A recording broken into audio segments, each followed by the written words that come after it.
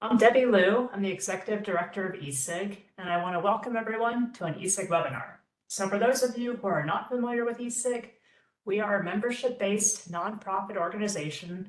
We provide our members with objective information, resources, and networking opportunities in support of clean energy and energy systems integration decisions. And we do this through workshops, tutorials, webinars, blogs, working group and task force activities. And we also produce technical resource materials like the report that you'll hear today. And for those of you who are members, thank you so much for your support. It makes possible these webinars and the other work that we do. For those of you who missed it, we recently got back from a forecasting and markets workshop in Nashville in June, where we talked about large loads, DER impacts on load forecasts, electrification, and artificial intelligence applications and forecasting. So our workshops, our webinars are open to everyone, so please feel free to register anytime on the ESIG website at esig.energy, or you can find us on LinkedIn, YouTube, Facebook, or Twitter X. So a few logistical matters. First of all, we're going to mute all participant lines for the duration of the webinar. For the Q&A, please go to slido.com and enter the code ESIG13, ESIG13. And you'll be able to add in your questions. You'll be able to vote to help prioritize the questions submitted. But please go to slido.com for any questions that you have. We plan to save 10 to 15 minutes for questions at the end and then wrap it up at the top of the hour. We'll provide an email with a link to the video file once that's been posted, and also short responses to unanswered questions after the webinar. So please don't be afraid to ask your questions through Slido.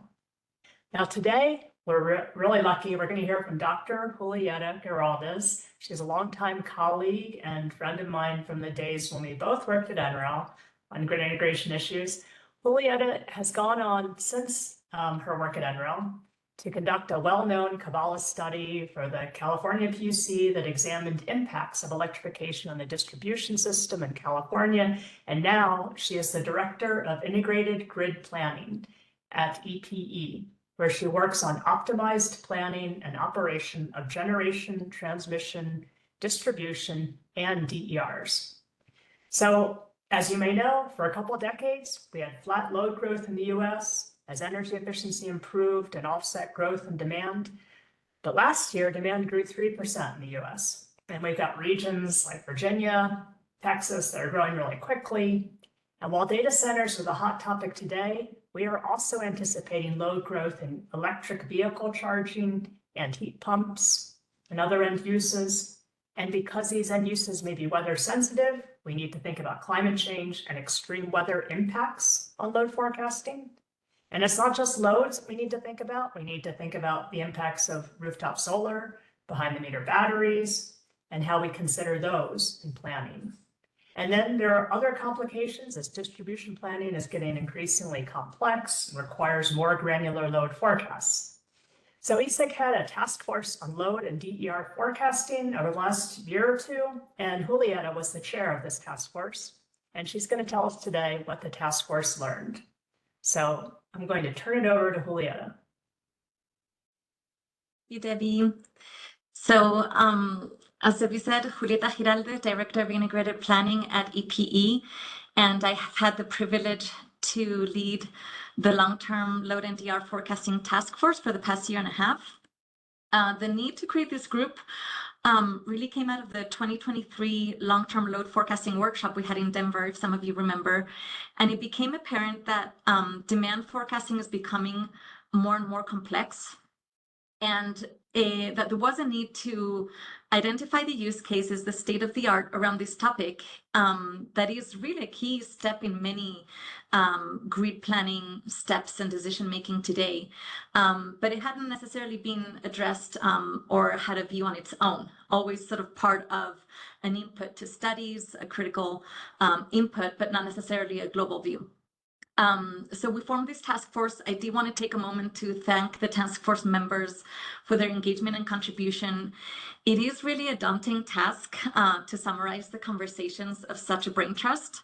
And I have joked lately with some of you that we should create a support group for ESIG task force leads because it's really not easy to summarize and communicate, such visionary and complex discussions that are witnessed in these groups. And I know that I'm not alone, sometimes feeling like an imposter when presenting and summarizing the discussions that I was able to witness with some of the very best in the industry. So thank you to the task force members for the guidance, the engagement, and the contributions. And as I was saying, the long-term load forecasting is a critical input to many planning studies, and it is typically performed annually by multiple entities. It has traditionally worried about two key quantities to forecast: a total energy consumption, typically annually, sometimes at lower resolutions, and then the annual peak demand as sort of the critical variables guiding the decision making. But as we describe here, there are key changes challenging this paradigm. So for the past decade or so, we have already started to see the need, starting with variable and less centralized weather-dependent generation sources like solar and wind. They have already been challenging that traditional model, requiring a higher resolution forecasts in the time domain. So to better align the generation to the demand, make sure that the resource plans are feasible all of the hours of the year. But then the second big change that we've seen lately and more recently is the changes in end use consumption, really driven by the adoption of customer technologies, as well as lately the large loads being added to the mix. And those also require higher resolution on the time domain to understand their impacts, but also on the geospatial one.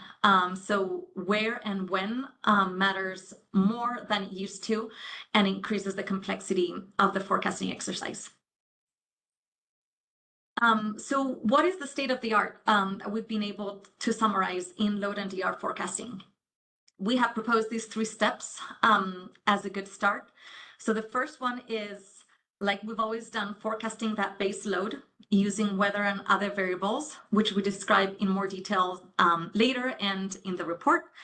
This step does have now the added complication of ideally backing out the weather-dependent DR that is embedded in the load to understand the native load.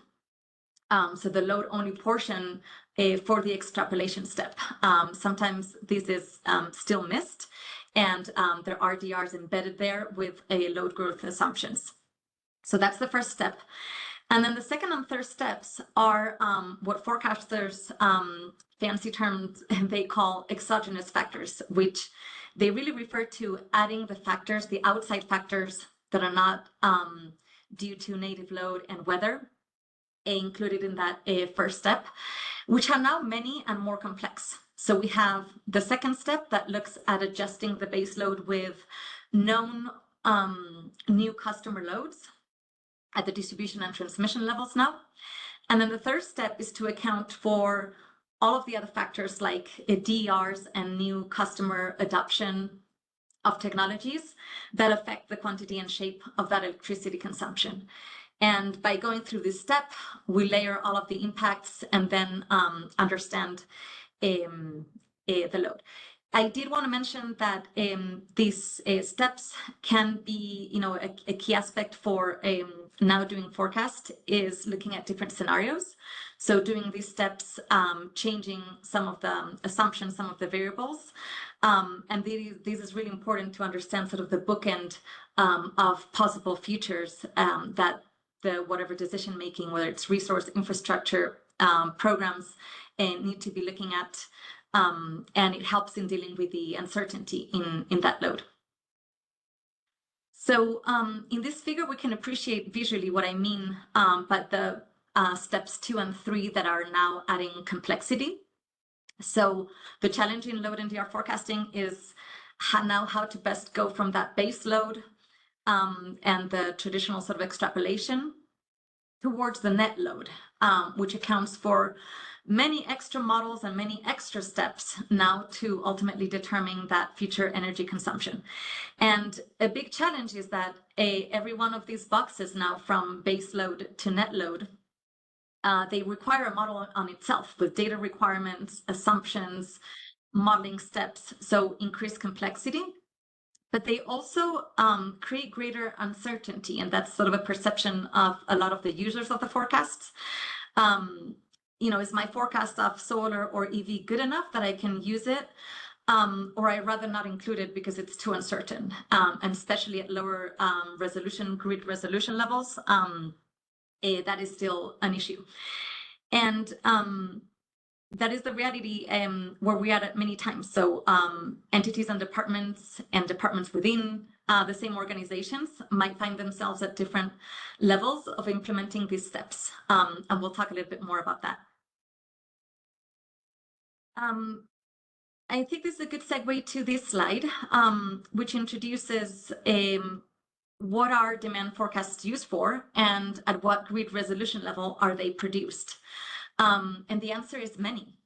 So we've mapped here four most commonly seen. So from higher to lower resolution, we have resource planners that produce bulk system level forecasts for a large region, like ISOs. We have financial departments at utilities that typically, or the load forecasting departments that produce entire service territory demand forecast using that customer consumption data. That would be the gray bubble there. And those are typically maybe produced by customer class or revenue meter class, but they're also typically a system view of the service territory.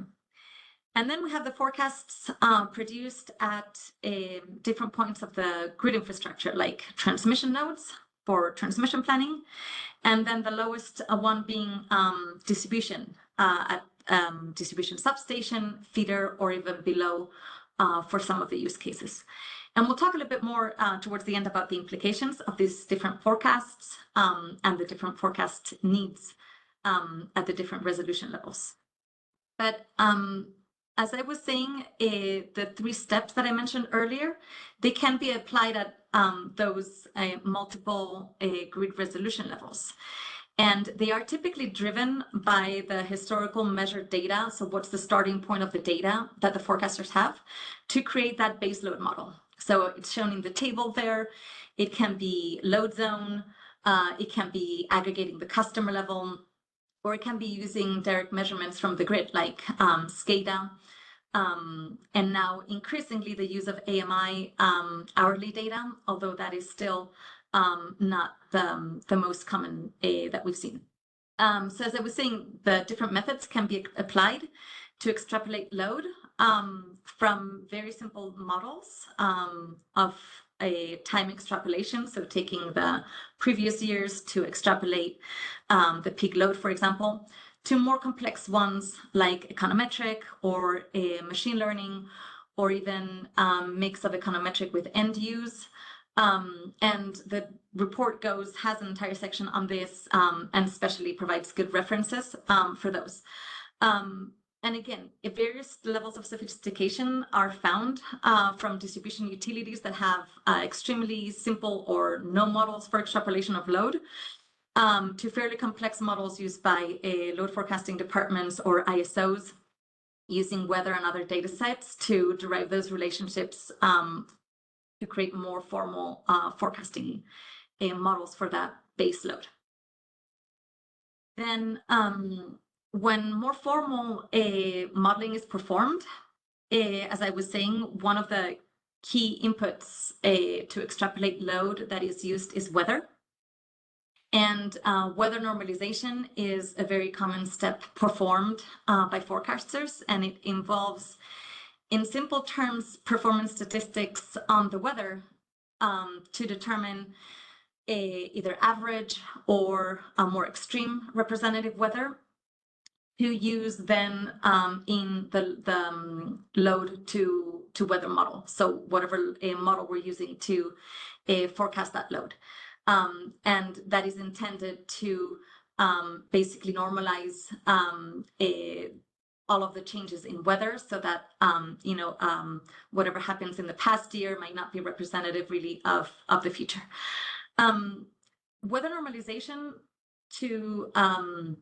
so doing the statistics on the weather and then using the normal weather or the extreme weather to determine load already sort of assumes that the normal weather determines normal load, for example. And so we're seeing the most advanced methods used to understand these weather to load relationships is to, instead of using the weather normalization, use a simulation-based approach. And that means that you simulate multiple weather scenarios. It tends to be hourly, so you go through many, many simulations of load to weather to determine many, many load profiles from those scenarios. And then you do statistics on the load itself to determine what's your average or more extreme load. So again, more information is provided on this.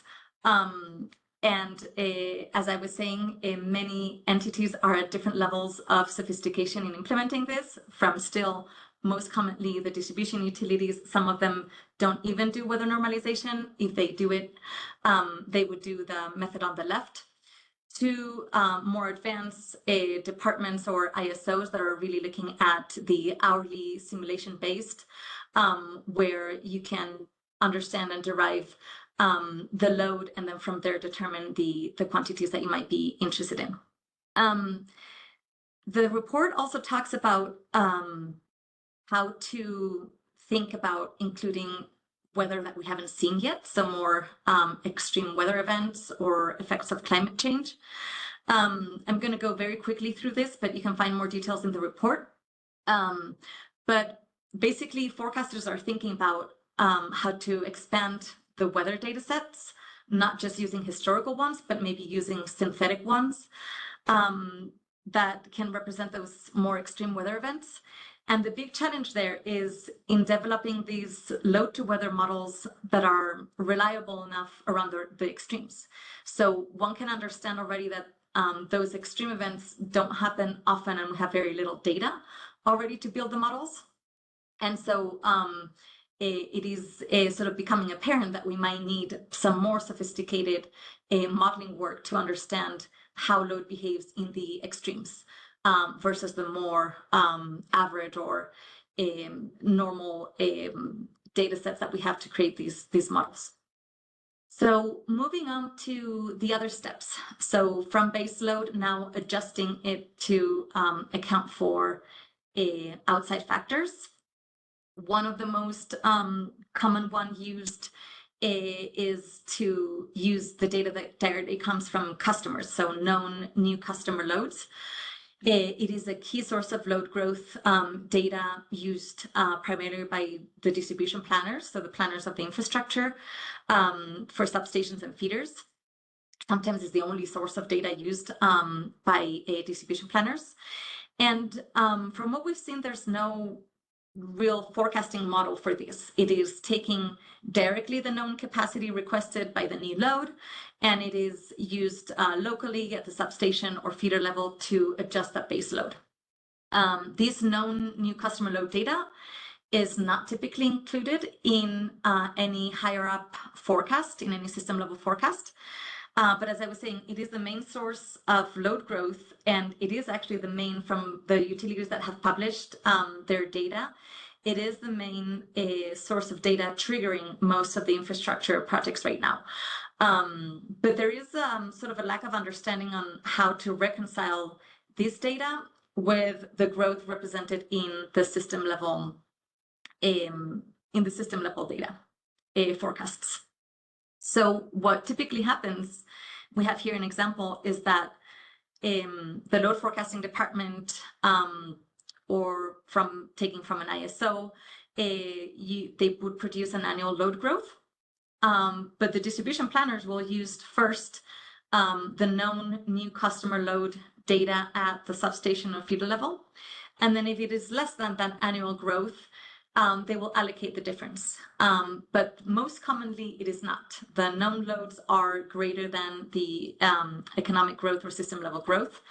And that is what we see in the example here of California, that is very transparent in all of the different forecasts that they use for the different use cases. And we can see here that the known loads from the distribution utilities are way higher in the first years than the system level forecasts used for resource and transmission planning. And so there's still the need to understand the impacts of this. And it is also one of the other issues is that since there's no formal forecasting model for this, it is a very reactive way of responding to the infrastructure needs, right? It's not until you know that the customer wants to interconnect that you can include it in your forecast. But there's truly no good way of incorporating this into the long-term forecasts. And so because they're very binary sources of data, the load is there or not. And so they're typically not included in the system level forecasts. Moving on to the other important source of adjusting the base load, especially in the past few years, is the large loads. It has become critical to gather the data to include this in the forecasts. But again, no formal forecasting model that we have seen implemented by really utilities or ISOs. The data comes directly from the information from the data center developers requesting for interconnection. And there is a lack of standardization and modeling requirements on what is meant by the different quantities. I have here the example of load factor versus capacity utilization. What are the values being shared? What are we planning to? A lot of discussion being held around this. The report touches on forecasting of large loads, but early in the work, we decided that this was going to be a separate type of work, and ESIG formed the Large Loads Task Force, and one of the work streams is specific to this forecasting aspect. So stay tuned. There's going to be a lot of really good information provided on this topic. So moving on to the last step that I was mentioned. Last but not least, forecasting the base load is also adjusted now, ideally, by the impact of DRs. So most ISOs and utility load forecasting departments are including and looking at scenarios with different levels of DRs. However, I would say distribution planning practices are more heterogeneous. So many utilities are really struggling to include the impact of DRs in the local substation forecast, and they also experience that greater source of uncertainty. It is less, there's less geographic diversity, and the where and when matters more there, and so increased uncertainty. But we'll see later that the impact of these different forecasts being included in the system level in different ways from the distribution planning forecasts can create some issues, especially in transmission planning. So we'll talk a little bit more about that towards the end. The report also goes through describing the different methods that are typically used for adoption, top-down versus bottom-up approaches, the use cases and the trade-offs of these methods. So summarizing quickly, the top-down models are easier to implement and good for scenario analysis. It is easier to change the variables and to compute, but they do lack the spatial disaggregation needed for distribution and transmission planning. And the report also has some good information on best practices on key steps to forecast DRs, including these adoption models. So the quantity, where and when those resources are going to be adopted, but also the behavior modeling. So once you've determined where those and how much of those technologies go where, how to model the shape and the impact of those. So some good information and some good references and best practices around that. And then finally, we have quite a bit of information in the report around forecast reconciliation. This is going to be, this is a topic that I'm very passionate about, so I'm going to spend a few minutes talking about the findings of this. But as I mentioned, we're now recognizing that multiple entities and departments within entities produce different forecasts for different use cases. And if we were to generalize, what typically happens is that there are two main forecasts produced for a same region. We have a system level forecast and then a distribution aggregated forecast. And so to start with, if you add up or aggregate that local distribution forecast, it tends to be always higher than the system level forecast. At least we have not heard of an example where this was not the case. We know that local distribution forecasts are produced at the substation and feeder level resolution. And so if we're talking about peak load values, for example, they might be non-coincident with the system level peak.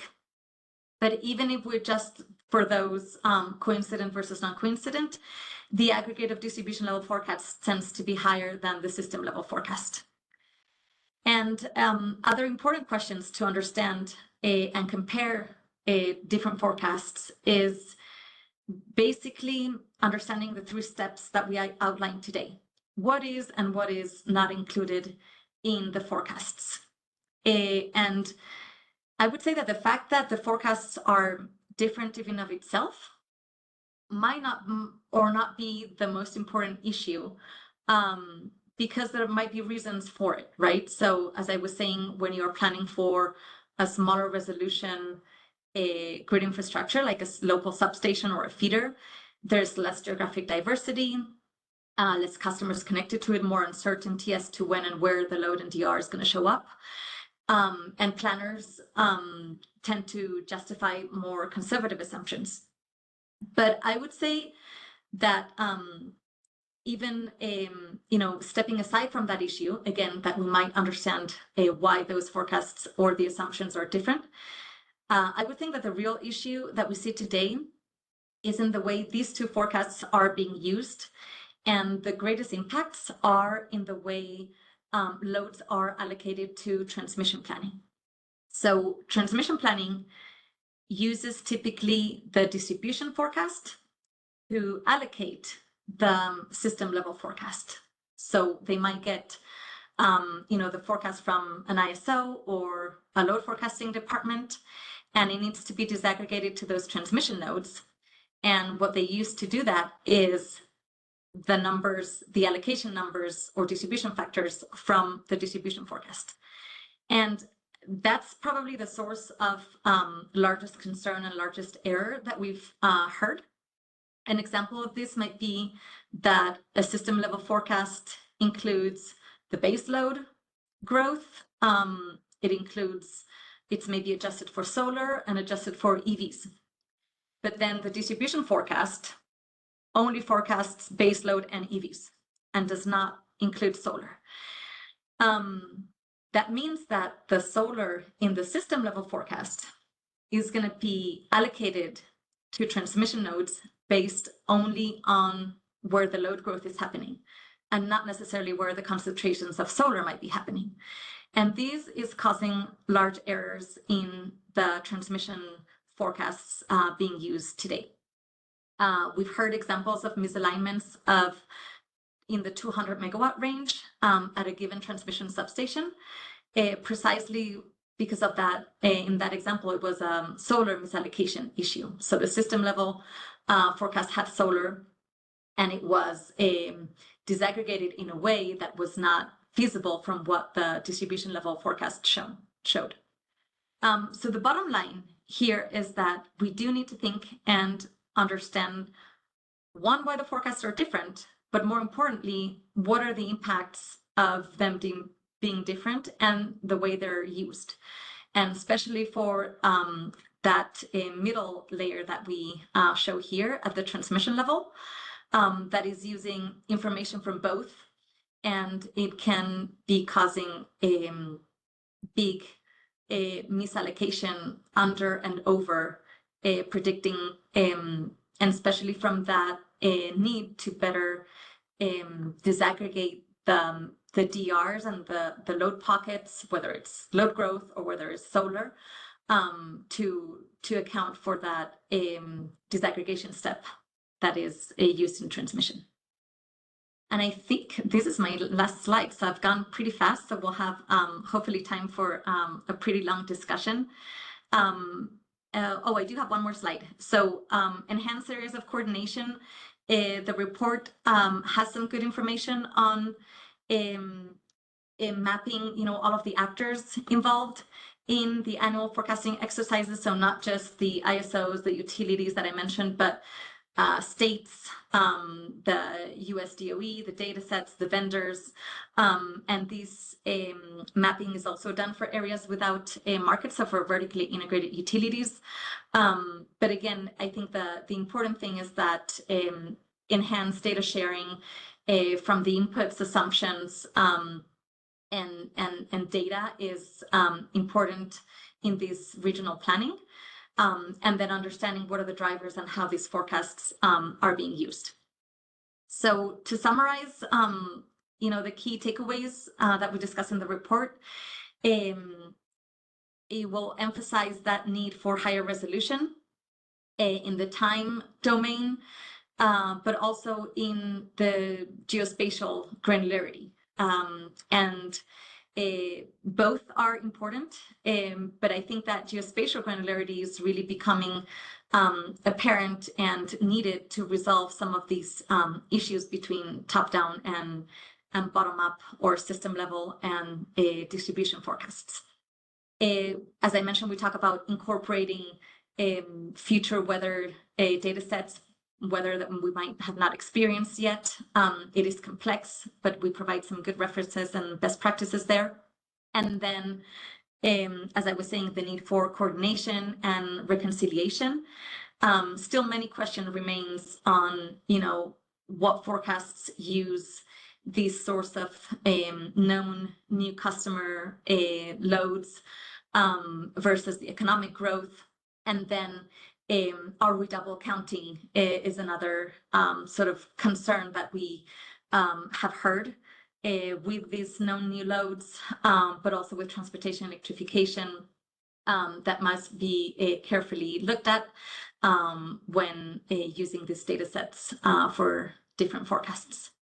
And with that, I will hand it over back to you, Debbie, and we can take questions hopefully from the audience. Thank you so much, Julieta. There's a lot of questions. And not all of them are exactly on this topic, but let me start with the ones that are really directly relevant first. So someone asked, have there been studies evaluating whether system level forecasts or aggregated distribution level forecasts are more accurate? That is a good question. I would say no. I know EPRI was also looking at this. So there's somebody from EPRI that has good resources, but I don't think it was public. But I think that's one of the issues that we have not necessarily been able to, when doing forecasting, we have not been necessarily looking at how well we've been performing. And so I would say California, for example, is one of the states that publishes and is more transparent, as I was saying, in publishing all of the forecasts that are used, the distribution level 1 and the system level 1. But I'm not sure I have seen a sort of a validation on which one has been performing best. And it would be interesting to see if that question ultimately depends on the use case. So for what? Or, we can have an absolute answer to that. Sure, thanks. Let's see. Richard Coe from Cal Advocates asks, is AMI data offering new options for bottom-up, location-specific DER forecasting? And that's assuming that you'd be willing to base the forecast on current observations. So it is definitely presenting new opportunities. I would say that the challenges there are still in the ability to do all of the data handling that is necessary. And so a lot of the times there are even so distribution utilities starting to use AMI, or even load forecasting departments that use the AMI without having the geospatial, but they use the direct hourly load to do their modeling by customer class. But what I would say is that there's still data handling concerns, ultimately, definitely for the distribution use case, when simple things like comparing the measurements at the substation at the feeder level with the aggregate of the AMI data, just that exercise in and of itself is something that a lot of the utilities are still not prepared to do. And when you do it, you find that the data is not quite there, the customers are not mapped to the right, the meter, the customer to the substation. And so it is complex. It does present definitely really good opportunities. But I would say that the data handling and then being, the other one would be being confident, right, in what the model is producing is harder. So even meter companies that are doing the AMI, using the AMI for forecasting, they also have less confidence in explaining the results than when you use other methods. So more granularity is good, but it also comes with its trade-offs. Great, thanks, Julieta. Someone from Minnesota asks, how are other states including DER generation in their system planning? In Minnesota, we're having our major utility work on a, quote, planned net load calculation. That's right. So what we've seen at the state level, and this could be this figure in slide 16 could be a good one, is that ideally what is driving a lot of that, and it's a complexity in of itself because it adds more uncertainty, but what is driving the forecast of DR is set by the state policy. And so we see here the orange lines. In a lot of the states, the utilities have said, great, we have state policy on solar or on electrification. Let's plan to those numbers that are being wanted to reach by the policy goals. And but at the same time, that is a good approach to create some scenarios with DRs. At the same time, utilities are still concerned of whether they're going to show up and what if they don't, or policy changes, and you're making decisions on that. But I would say that that coordination between the state and the utilities is key in creating sort of common assumptions here to what we are planning to with DRs, what DRs are being incentivized or included in goals. And those are then the ones driving the planning. So great examples here in Massachusetts, California, maybe other places to look at that. All right, thanks, Julieta. All right, I want to knock out this clarification question. What do you mean by coincident and non-coincident loads? And getting at that diversity factor issue with like EV charging. Yes. So this could be a good example where if we look at a feeder being represented here by the little poles and the lines right on top of all of the houses, the non-coincident peak is when that local feeder or infrastructure is peaking. That might be different from when the entire system peaks at. And so an example of this would be a state peaks in August 13 today due to a heat wave, but local infrastructure's peak load might not happen that August 13th because it's driven by another driver that happens on another day. And so non-coincident means that it is the peak is happening at a time of day that might be different from when the entire system peaks up. Great, thanks. So someone asks, sort of tied to what you're talking about, are there any states leading the way in allowing utilities to proactively plan distribution grid investments to accommodate anticipated DER adoption? And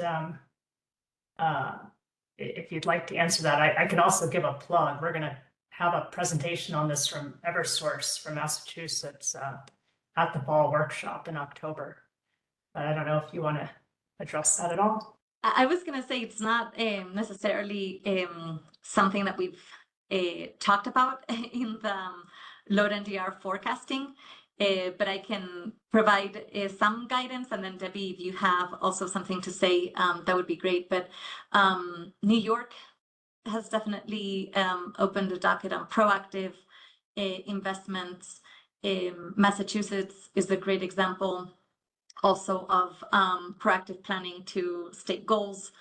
And then I would say Minnesota has also been looking at this, and California has been, living now, living and breathing, I would say, the need for these proactive investments, especially with, I think infrastructure being triggered and not having enough time to respond, which is a big concern in a lot of these states.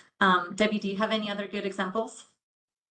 Yes, I'll just add, Derek from the Minnesota PUC just posted on Slido that they just passed their framework in Minnesota for proactive upgrades and are working on a reactive cost-sharing process for upgrades. And yeah, we are actually having the Minnesota PUC and Excel speak at the fall workshop too. So people who are interested in this topic, they should come to Philadelphia the week of October 27th and hear from at least Minnesota and Massachusetts. Excellent. All right, so someone asks, is anyone working on figuring out how to model the level of flexibility represented by DERs? So like the potential kilowatts or kilowatt hours that could be shifted or curtailed. That's right. So that is a great question. And in the step 3 modeling of DERs, we do talk about flexibility and demand side management. And within each DER, we have some recommendations around that. So what I would say is at the system level, there's definitely typically a good handle on modeling demand response. So taking the historical DR and extrapolating, modeling that into the future. But that is the traditional DR. So the response to the hottest day of the year when that DR is called. I think what we are wanting to is to understand that flexibility, and it is definitely a challenge as to including that in the forecast. And so it can be done by looking at scenarios. When you are looking at a scenario with DRs, what if you change some assumptions? Now, again, we have greatly increased the complexity of forecasting, right? We're not just, increasing the complexity in the base load and the weather and the 8760 hourly that we're requesting from that. We're having to add all of these other models.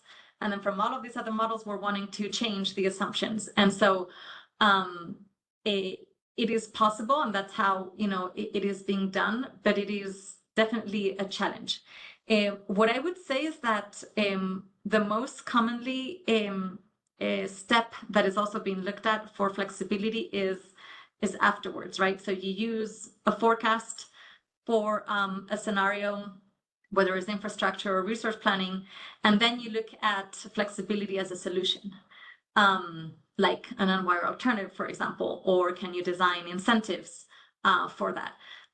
But it is definitely hard to include it in the forecast. It is hard to understand how we're going to use it, let alone to say, how we think that's going to happen in the future. And for that, the best way of doing it is looking at scenarios and to change some variables on behavior or programs. But I would say that we are at the infancy of that. Understanding how things perform to then being able to include it in the models and then forecast it out. Great, thanks. Someone asked, does the report discuss probabilistic forecasts? Who's creating them and how are they being used? So it doesn't touch it. It mentions it. It doesn't touch as much on it. I would say that there has been some good work being done by ESIG, and we do reference the report on probabilistic resource adequacy that sort of includes that probabilistic look of the load. But other than that, we are still having a hard time. I would say that the new method we mentioned on simulation-based approaches to hourly load to weather modeling with many scenarios is in a way probabilistic forecasting, right? You can include there, have many simulations, use even Monte Carlo, and then from there, take the distribution or the values or the probabilities of the load that you think might be good for your use case. So some progress being made there, definitely more for the system level. We have not seen that done at lower resolution levels. Okay, great. Someone asked, how and when do you determine if a medium to large prospective customer should be included in the forecast? Great. So we have some good references there as to utility best practices on this. Ideally, what some utilities are doing is that they are categorizing, and this is sort of an integrated planning example. They are collaborating with the customer department and the distribution department and categorizing the known new loads with different categories that would have higher or lower probability. And I think ultimately the way those are included or not is with some rating or derating, which is also actually used in large loads modeling, like data center forecasting. And so I can't remember the categories, but you can imagine, certain, less certain, probable, and it depends, for example, on the type of information and customer engagement they have. Is this an announcement that is on the news? It is likely, but it's not certain yet. Do you have a load letter? Has the customer paid to sort of start the process? And what that can do is still no sort of a formal forecasting of where these loads are going to be, but you can use it to play with the numbers and do some derating or probabilities, right? Weights on the data you might have and the likelihood. So there's some good examples there. Again, California, Massachusetts, the utilities there have a more formal process for tracking these loads and being transparent about how they include them. Yeah, and I'll just add, we have ESIG has a large loads task force, and one of the teams in the large load task force is specifically looking at load forecasting for large loads like data centers. And so we're going to have a one-day workshop on October 30th, where we're going to be talking about what we've learned in those kinds of issues. So another plug. Sorry for the fall workshop. Let's see. Another person is also asking about data centers. How do you adjust forecasts when large loads like data centers move out of the grid, move out of the load pool as they become net generators at the system level over time? So maybe this is, if they have backup generation or other types of, or flexibility. I guess it would be backward generation. Yeah, I would say we have not necessarily discussed that in this task force. I think it is exactly the discussions that they're having right now in the large loads task force. So I would keep it that question for when that work progresses, which is progressing well. What I would say is just emphasize that need for a coordination and a communication with the customers, right? So I think that utilities and other entities have really realized how important that is to make sure that we are that the grid planners are understanding themselves with the customers as to how they're going to operate. What do they mean by this metric versus this other metric, right? Sometimes we come as grid planners with our jargon, and we're facing now a customer that has maybe a few folks for dealing with all of these, 8 planning studies that we do. And we are sometimes passing each other on what we mean by things. And so I think, a great example of that would be, well, do you really understand how the customer is going to operate? And I think that's a big area that they're looking at in the large loads task force that affects not just the forecasting, but many, many other planning areas. Great, thanks. Let's see, someone asked, are there discussions about coordinating growth among all of the utilities to align with US national sales expectations for electric vehicles or data centers or solar panels? I think maybe some of this is taking like a real top-down, like national look at, maybe there's only so many chips that are being, created, and so there can only be so many data centers. Yeah, I read yesterday an example of that one on the chips, saying, right, well, we have a forecast, but it might not be feasible for other reasons.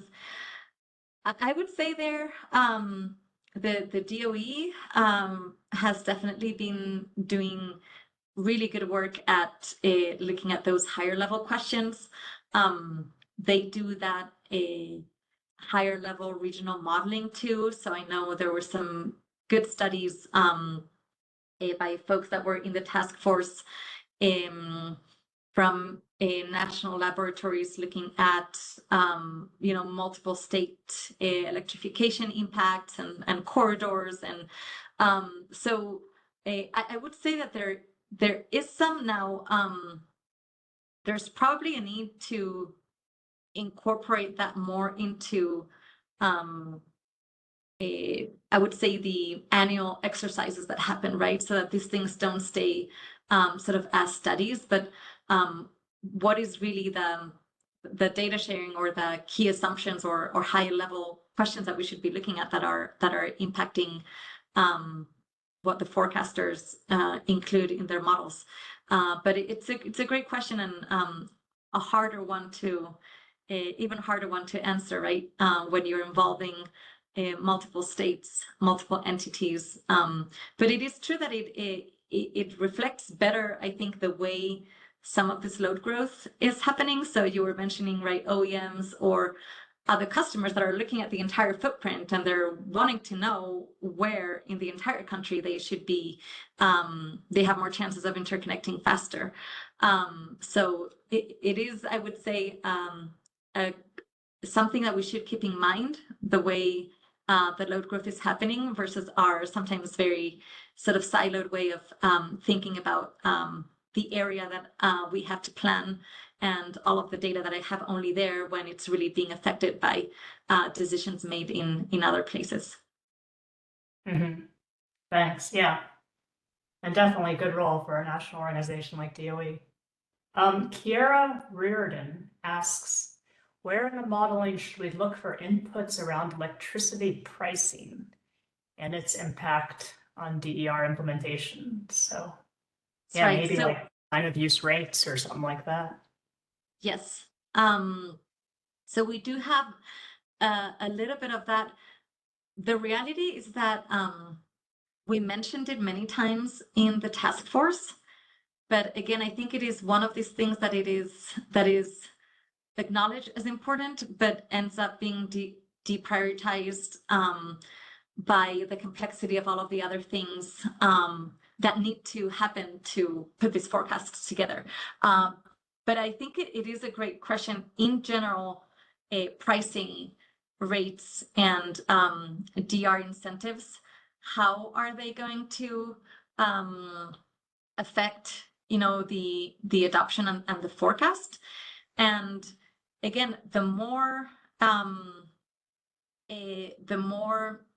complexity you add to your model. So, the boxes that we were adding from base load to net load, if you take one of those boxes, you can look at EV, for example, and ideally your adoption and behavior models would be sensitive to pricing, right? Now, again, it is easy, I think, to look at a specific use case and a sensitivity. What it is hard is to produce all of these sensitivities, like a pricing, and then putting all of the forecasts together and saying, well, what is really the important thing that is going to affect ultimately my decision making? And so I think pricing and rates is important, and it is looked at, right? So a lot of historical data has, where there is time of use, it has that information, and it's being modeled by the forecasters, especially the load forecasting departments and the system level forecasters are looking at that. I would say that the pricing sensitivity in the forecasting, it is less sophisticated, definitely in the distribution planning use cases, where a lot of the times they're just looking at the peak. And so whatever is in the historical is going to be included, but not necessarily explicitly modeling what the future pricing is going to be. But great topic for keep looking at it and seeing how it can be more easily understood, the impact on the forecast. Yeah, and I'll just note, I am trying to get a utility rate design staff to speak. If I'm lucky, that'll be great. Who has told me that with their time of use rates, they basically made a high level assumption of 2% load shift from on peak to off peak. So folks are doing these analyses, and hopefully we can get more of them to share what they're actually finding with you all. Okay, let's see. Here's another one that kind of is related to the data center question, about asking about spare network capacity and likely growth for load considered. For example, data centers will be located where there is network capacity. So I think thinking about the load's going to go to where the hosting capacity is better. And are you considering that? That is a good thought. Definitely, I know that was thrown at the distribution level when understanding DRs, and it has never been really included as like different exercises, right? The hosting capacity versus the forecasting. There's never been a loop of, well, does that influence where the DRs are going to go? I have not seen that done. I have seen that discussed. It is a good question for the bulk system, right? The transmission network, if that could be. What I have seen is that we're still at the infancies of understanding the drivers of this, the data center. And we do get clusters and we understand them, but then by the time we understand what is driving them, the driver has changed. And so an example of that was a fiber optic. So fiber optic is driving where they go, but then it's not important anymore because for this other type of application, they prioritize other things. So it would be very interesting to understand with the stakeholders and the customers of data center, is that their largest driver of where they're going to go. And it might mirror what happened with generation, right? There might be something we can learn from the generation side and what happened there. So it's a good question. Yeah, thanks. All right, we're at the top of the hour. I think we're going to need to wrap it up. I really want to thank you, Julieta. It was a fantastic presentation, a fantastic deep dive into this really rapidly evolving field.